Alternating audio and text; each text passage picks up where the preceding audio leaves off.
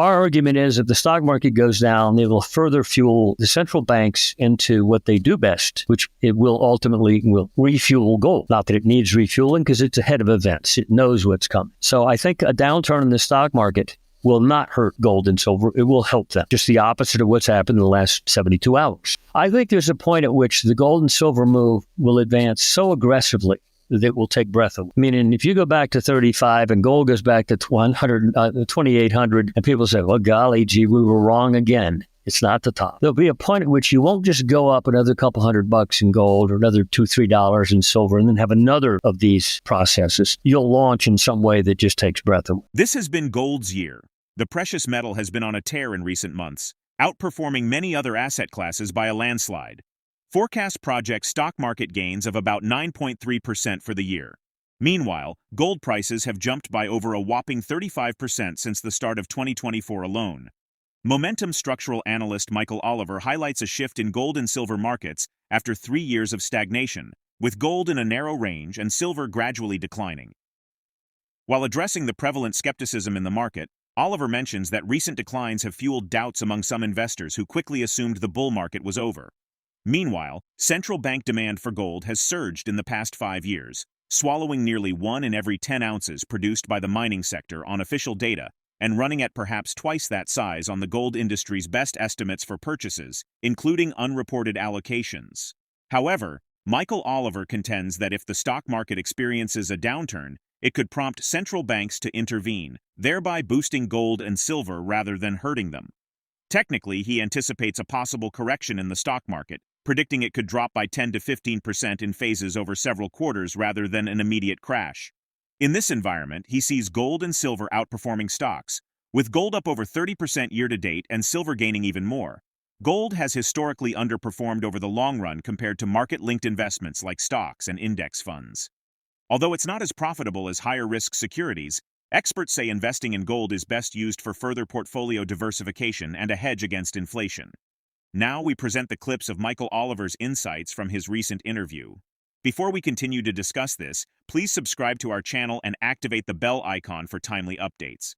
After the 3 years of lethargic action by gold, where it was caught in a 20% range, that's all, 20%, max high to max low. In fact, most of it was a 15% range between mid-2020 and early 2024.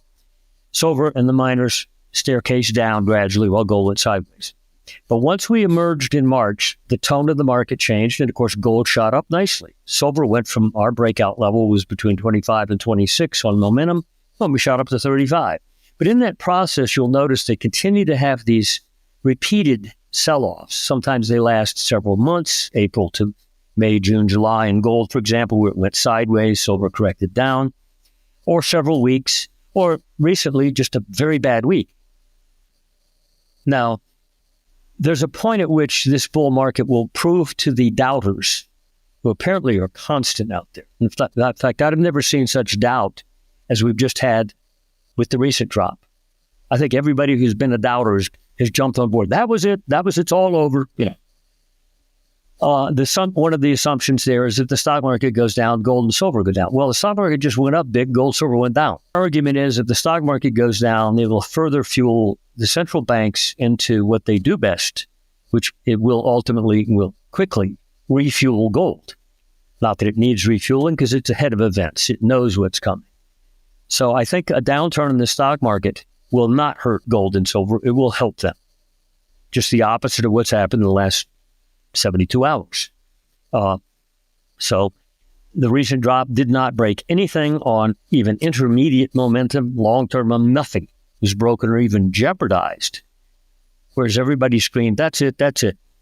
I don't know what they're going to say when we go back to 2,800 gold and silver goes back up to the mid-30s again, 35 or so. When are they going to shut up? Hey, I think there's a point at which the gold and silver move will advance so aggressively that it will take breath away. Meaning, if you go back to 35 and gold goes back to 2,800, and people say, well, golly gee, we were wrong again. It's not the top. There'll be a point at which you won't just go up another couple $100 in gold or another $2, $3 in silver and then have another of these processes. You'll launch in some way that just takes breath away. the stock market is the leader. Watch it right now, because when it goes, that will provide one further impetus for gold. And temporarily, and I say temporarily because I'm not a friend of long-term U.S. government debt. There's a lot of major analysts, including one from Bank of America a couple of weeks ago, said, do not buy U.S. Treasury bonds.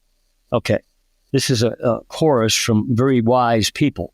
Many analysts that I respected aren't technicians. But the technical situation in bonds looks like you could actually get a spike on the upside for a couple months maybe, where if money moves out of the stock market in a somewhat surprise process, not really, but to many people, money will flow into T-bonds for a while. The main beneficiary ongoing will be gold and silver.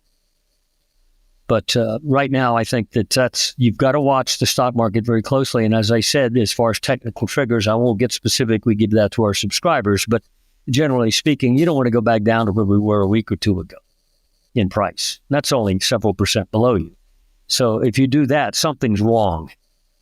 And it likely will be exposed fairly quickly. And I don't mean a crash, but I mean you could have a 10 or 15% jolt very quickly. And then a pause, and then another, et cetera, over a span of several quarters, you could drop 20, 30%. I'm not looking for a crash up front. It's always possible, but I suspect not. I suspect it's in double-digit jolts. And during that process, I think gold and silver will be perceived, and many analysts do now. They realize, it's beating the stock market. In fact, it's been beating the stock market for a couple of years. If you go back and look at the spread low of gold versus the S&P, a couple of years ago, gold has appreciated quite rapidly from that low, and a significant percent. And year to date, gold's up like 30 some odd percent. Okay, and the S&P is up like 18 or 19. So, and silver, by the way, is up more than gold. At least it was a few weeks ago. The financial brand analyzed the number of FDIC-insured banks and bank branches in the U.S. since 1935. The trends paint an alarming picture for the future of banking. In the next 20 years, half the banks around today will be gone, leaving fewer than 2,000 banks in the U.S. by the year 2042. While reflecting on the market, Michael Oliver notes that the recent bank sector surge was part of the broader Trump rally, but he expects banks to decline with the overall market rather than lead on the downside. He advises monitoring the NASDAQ 100 and the S&P, as specific levels there could signal a larger downturn. Concurrently, Oliver sees tech as the true market bubble, paralleling the 2000 to 2002 dot-com bust. One chief equity strategist says the S&P 500 index could face a significant decline following its 2024 gains next year. A drop in U.S. markets, he suggests, would not be isolated, with similar vulnerabilities in Japan and India, prompting central banks worldwide to react aggressively. They got a big goose the other day. Bank sector went up very large on the Trump rally. Again, the banks will go with the market, and whether they lead it on the downside, I suspect not. But all the sectors of the market will go down with the market. Watch NASDAQ 100. The S&P is closely, by the way, our trigger levels for NASDAQ that tell us, okay, we've really started. And I've roughly defined it as don't go down to the lows we saw a couple weeks ago, a week and a half ago. S&P has numbers down there too. So S&P doesn't have to go a lot further to trigger its stuff. So when it goes, all the sectors will go too. And no doubt there will probably be, in the banking sector, a symbol here or there that will get a headline. And of course, all it takes is like one. I don't mean some tiny little bank, but some regional or medium-sized bank that has a headline and people say, oh my gosh. But the real bubble is in, of course, the tech arena.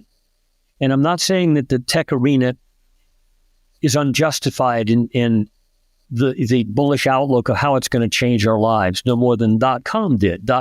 But all the notions we had of how it's going to positively change our lives were quite valid. In fact, over the subsequent decades, we've learned it was even more valid.